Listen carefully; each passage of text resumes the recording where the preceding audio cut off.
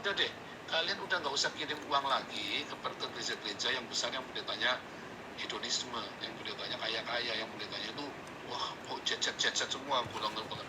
Jangan, mendingan uang-uang yang besar-besar itu Anda kumpulkan, Anda support orang-orang yang memberitakan Injil, yang kayak David Rindengan itu di GPDI, yang di Papua itu kan, ya, kayak Pak Daniel Alexander, Yayasan Pesat Nabire itu.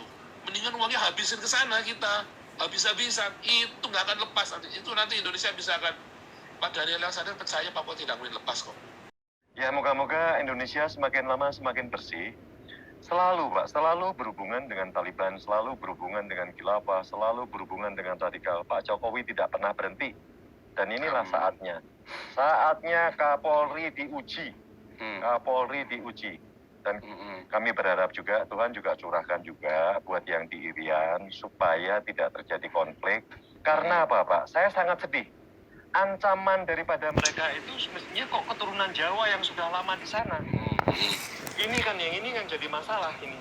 Mengapa dia mengutarakan sesuatu ancaman yang begitu sensitif? KKB ini. KKB Tuhan, mohon Tuhan curahkan mereka, KKB otaknya bisa diberikan kesadaran bahwa dia harus berpikir yang jernih dan pandai supaya Indonesia tetap bersatu, NKRI bersatu dan maju. Bukan seperti sekarang banyak permasalahan agama, ini yang menjadi gangguan pemerintah. Terima kasih Pak Paul. Nanti kalau ada waktu lagi. Terima kasih. Nanti tetap ya, ini Pak Endo bisa tetap standby. Kita juga tetap berdoa buat Papua supaya jangan ada pertumpahan darah, supaya terjadi shalom Tuhan Yesus di sana. Saya yakin pasti ada solusi buat Papua. Nggak mungkin kita doa terus buat Papua ya. Dan makanya kita support ya Pak Pendeta Daniel Alexander supaya bikin pintar itu Papua itu ya. Nah, saudara terus ya berdoa buat Papua, itu serius. Jangan sampai Papua itu lepas dari Indonesia. Sekali lepas bubar semua. Dan kita akan support supaya juga jangan ada pertumpahan darah. Ngeri sekali loh ini. Saya nggak tahu, saya yakin ini bukan ide Jokowi untuk bikin bumi hangus Papua kayak gini. Ini bukan ide Jokowi. Itu bukan gaya-gaya beliau begitu ya. Karena dia sudah investasi gila-gilaan, masa mau dihancurin sendiri? Bodoh banget kan, nggak mungkin. Nggak mungkin, ini pasti ada biang, ada satu yang memprovokasi. Ya saya nggak tahu ya, ini kan internal mereka. Tapi whatever, pokoknya kita mau terus berdoa buat Papua, apapun. Mungkin Jokowi salah keputusan pun kita berdoa. Ya karena kita tahu Jokowi itu banyak diboikot ya. Makanya saya bilang tadi, kalau Semar itu adalah, kalau Gus Dur itu Semarnya, Jokowi ini Petruknya. Diboikot terus dia.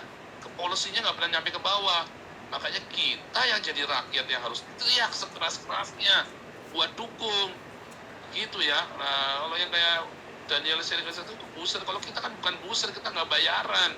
Kita powerful. Ya kan? Makanya kita punya alasan buat teriak. Wah, makanya ayo teriak ya. Salah satu dengan diakonia dan marturia sekenceng-kencengnya gitu ya, supaya jangan mudah dihasut rakyat, jangan mudah jak demo. Ya, Stephen Oli, nanti kita lanjut Pak Yesus ya. Ya, Stephen Oli, silakan. Enggak, ini sedikit aja Pak mengenai Papua Pak. Itu ada pendeta, kayak kita bilang lah, nanti ke 28 lah, Pak Daud Tony. Saya pernah nonton videonya. Ya ini nubuat dia, dari penglihatan dia, kata beliau begitu. Ya di kedepannya bakal ada daerah di Indonesia yang bakal lepas. Bapak percaya nggak? Enggak. Perkataan beliau? Enggak. Nggak percaya. Jadi begini, nubuatan itu begini ya Pak. Nubuatan itu begini ya Pak, cara menafsirkan nubuatan. Nubuatan ada yang pasti sudah terjadi, tetapi ada nubuatan yang bisa kita rubah. Jadi yang Daud Tony ngomong itu kan sebenarnya udah jelas, di Timor Leste, Papua, ya kan, Aceh, itu udah jelas sudah mau lepas. Tetapi sebenarnya kita bisa berdoa habis-habisan di sana. Kenapa? Karena itu kalau saya perlu buat lagi, lah yuk, perlu buat lagi sama bisa kalau gereja mau bermarturia, berdiakonia. Yang Daud Tony itu menganalisa Ya, nubuatan itu sebenarnya orang-orang yang punya kemampuan analisa yang sangat hebat, Bang. Dan kita di dalam bahasa mistisnya itu, oh itu dari Tuhan, melibatkan Tuhan di dalamnya. Tapi coba nih, tanpa ada melibatkan Tuhan, misalnya siapa? John Naisbitt. Nubuatannya dia terjadi semua loh. Global Paradox sama itu kan, Global Paradox apa? Megatrend 2000 sama satunya lagi ada satu buku Global Paradox, satunya saya lupa bukunya, ada 2 buku itu. Terjadi loh.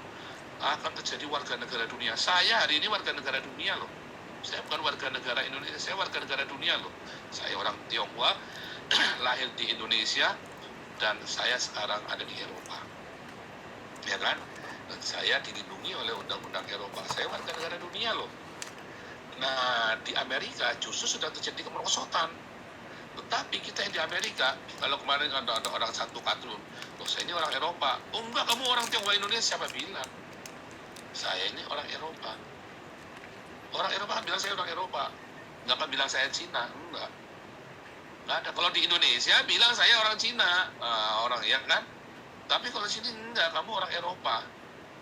Lucu kan? Karena kita warga negara dunia, dan itu terjadi di negara-negara maju, mereka menerapkan warga negara dunia. Itu adalah sebabnya mereka terima orang-orang dari Arab, dari Timur Tengah itu, karena dijadikan negara. Mereka sedang mendidik rakyatnya, sekalipun dengan segala resikonya. Mereka sedang menguji filosofi negara mereka sendiri. Ya itu gitu ya. Jadi apakah Papua akan lepas? Kalau gereja berdiakonia, Papua tidak akan lepas, saya jamin. Tapi kalau gereja tidak berjalankan Papua, bubar Indonesia, udah nggak ada Indonesia lagi. Dan aniaya itu gila-gilaan nanti.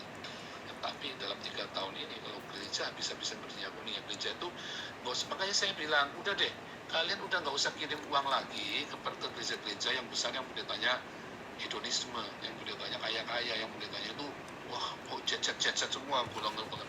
Jangan, mendingan uang-uang yang besar-besar itu Anda kumpulkan, Anda support orang-orang yang memberitakan Injil, yang kayak David Rindengan itu di GPDI, yang di Papua itu kan, ya, kayak Pak Daniel Alexander, Yayasan Pesat Nabire itu. Mendingan uangnya habisin ke sana kita, habis-habisan, itu nggak akan lepas nanti. Itu nanti Indonesia bisa akan, Pak Daniel Alexander percaya Papua tidak mungkin lepas kok. Beliau kan yang ada tinggal di sana, ya kan? Jadi hati-hati dengan nubuatan. Kalau saya tetap percaya Papua tidak akan lepas. Tetapi bila kita nih gereja itu bukan Gilbert, bukan GBI, bukan PGI, gereja ini kita ini berdiakonia habis-habisan ya buat Indonesia.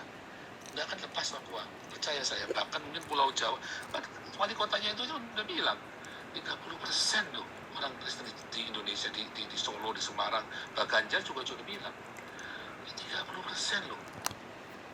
Nah, tinggal aniayanya mau lama apa mau sebentar nih. Pasti akan ada gejolak. Semua pergantian budaya itu, agama itu pasti akan gejolak. Tapi tinggal lama atau sebentar. Kalau kalian tidak berdiakonia, ya lama sekali. Apalagi kalau sampai khilafah ini menang.